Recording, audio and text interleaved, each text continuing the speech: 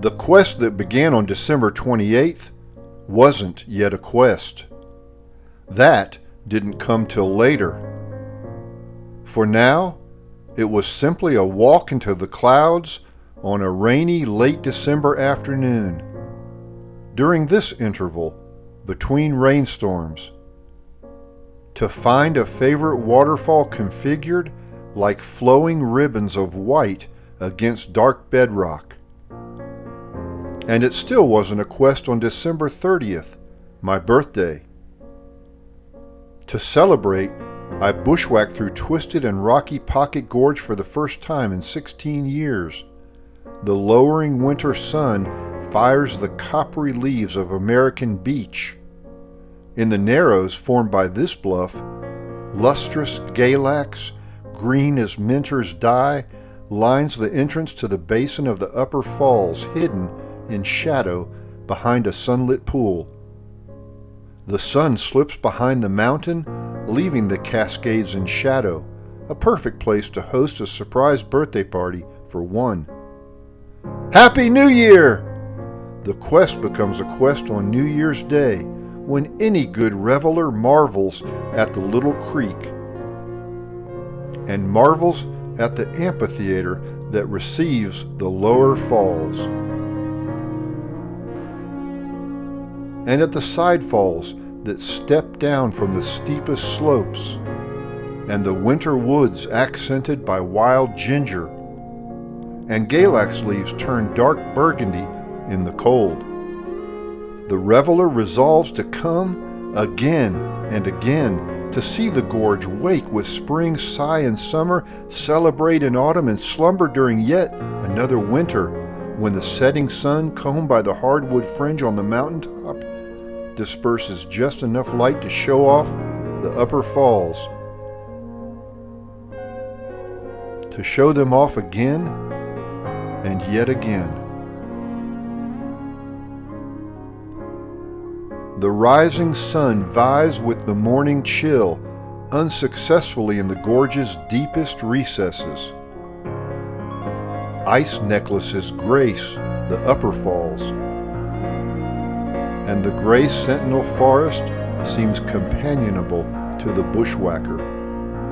A rare Georgia snowstorm highlights the gorge, covering and rendering extra slick leaves, rocks, roots, and steep ridge sides.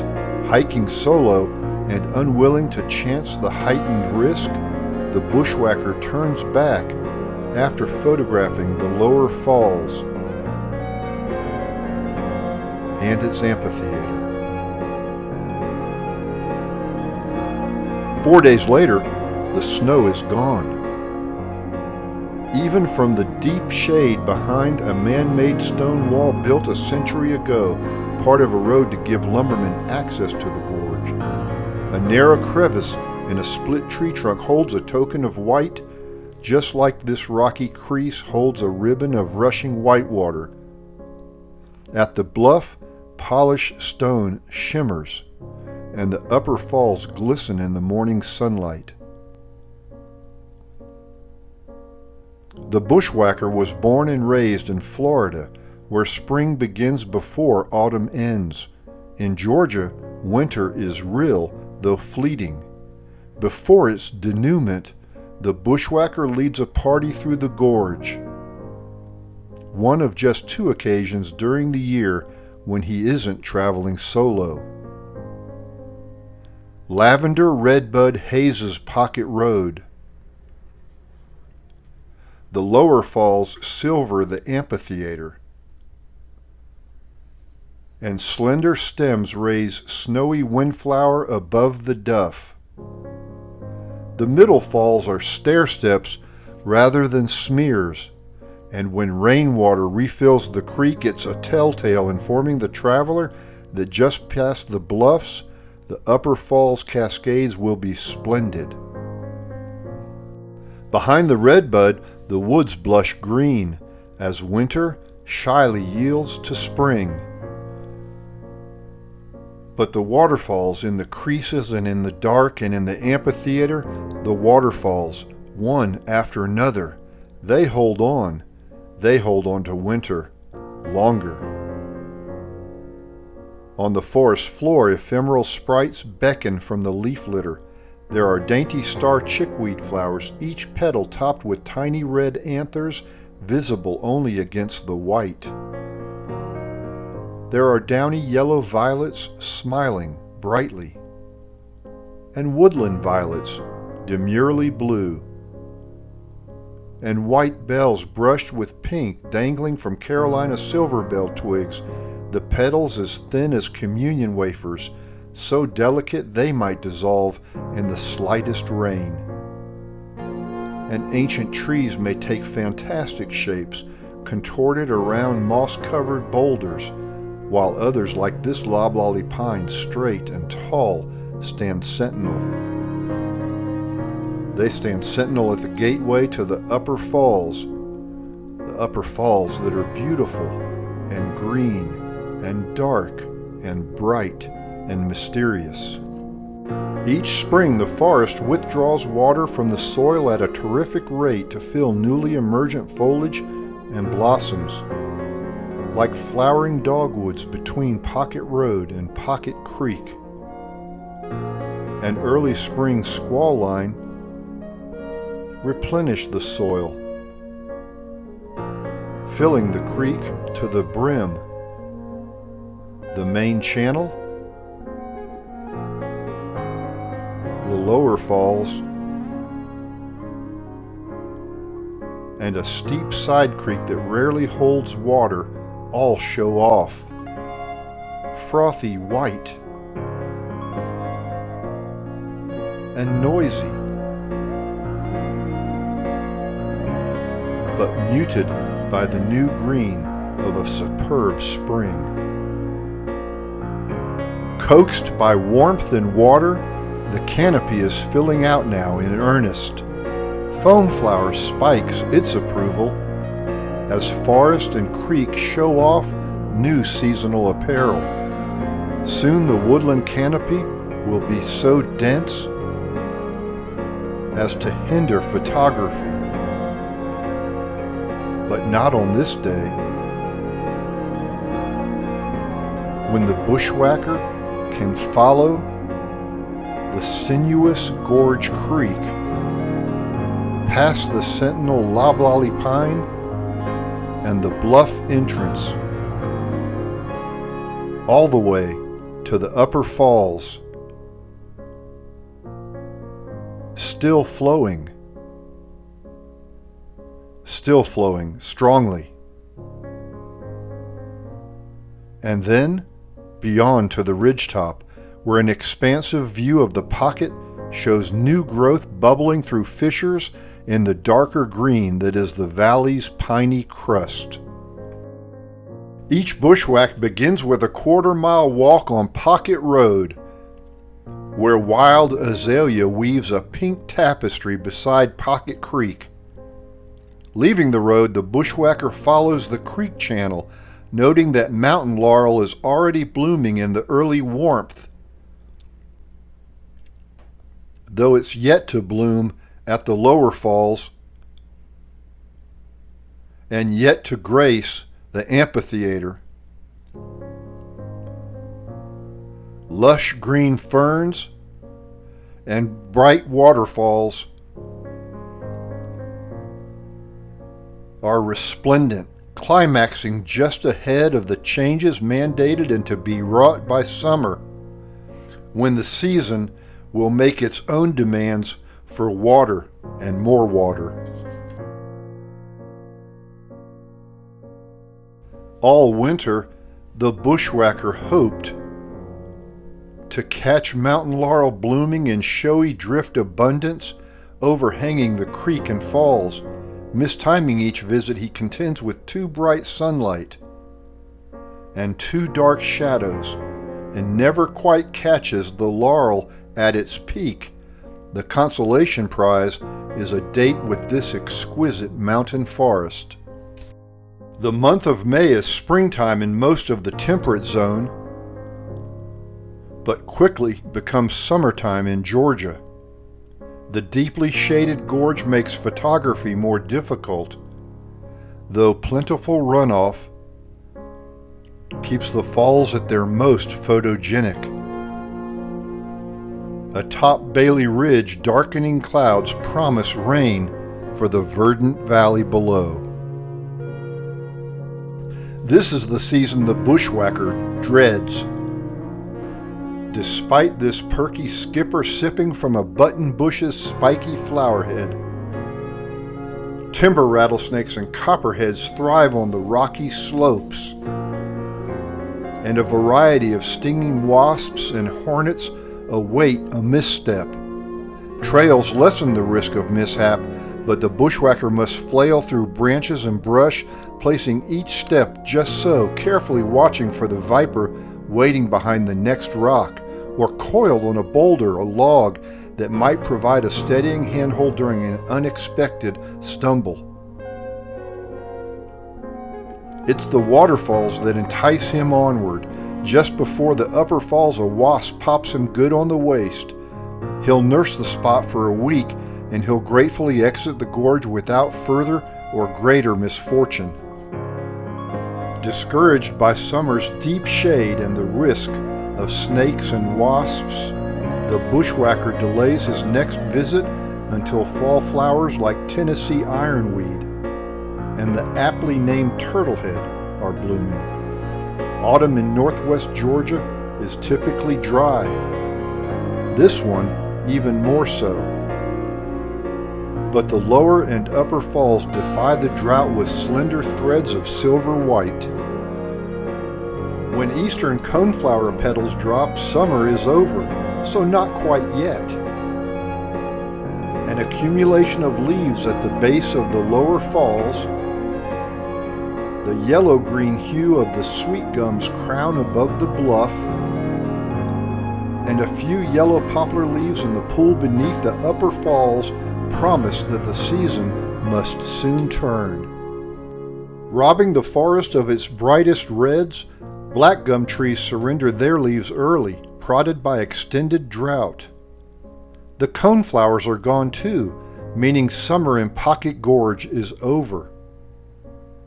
Though it hasn't rained for 18 days, the creek and the falls still run.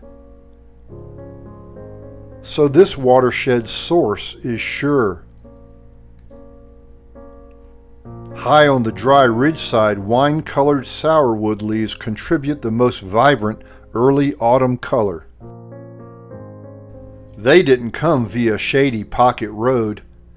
They came via wind from the containers at Savannah's port. However it is they came, invasive black, yellow, and red Joro spiders are unwelcome both here and throughout the state. But a yellow poplar leaf adds a welcome native touch to the creekscape. Nearby, chalk maple leaves bedeck creek boulders, even as forest ferns persist in their verdure. Hardwood leaves collect on rocks and in the pools below the falls, while on the ridge side overlooking the upper falls, a tall red hickory begins turning yellow, a candle flame beacon marking the way out of the gorge. Drought turns autumn more yellow than red. Those tree species given to red have mostly dropped their leaves early or are less common, thus ceding the season to the yellows of the maples, hickories, and poplars. Exceptions may be found, like a purple-red sweetgum leaf on a bed of green, yellow, and brown. At the upper falls, vibrant moss contrasts with the hardwood leaves accumulating in the pool. Why would the bushwhacker make 30 trips into the gorge over the course of a year?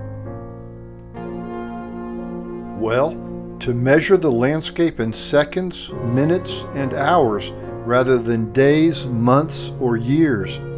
To admire the drying head of a wild hydrangea, the sunburst of leaves overlooking the old stone wall, and the serrated yellow of a hop hornbeam leaf backdropped by resurrection fern. Now the landscape provides accents.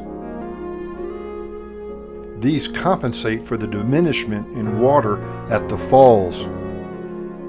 The double yellow line on Pocket Road merges with hardwood foliage set afire by the low sun. Colorful leaves accessorize the lower falls. The pool and the rock around and below this modest cascade, and cap the bluff with sweet gum gold at the entrance to the upper falls. At the gap on the ridge, sunbeams turn drying broom sedge into a light show. Now, light and color come together, layering the woods in shades of brown, green, yellow, and orange. A semicircle of colorful leaves fringes the outlet beneath the lower falls, the flotsam and jetsam of a season, while partridge berries and a chestnut oak acorn trim a woodland boulder, and the blocky bark of a black gum adds woodland texture, even as the fronds of a deciduous fern nipped by an early freeze points the way to winter. This is a land of plenty. And at just this moment,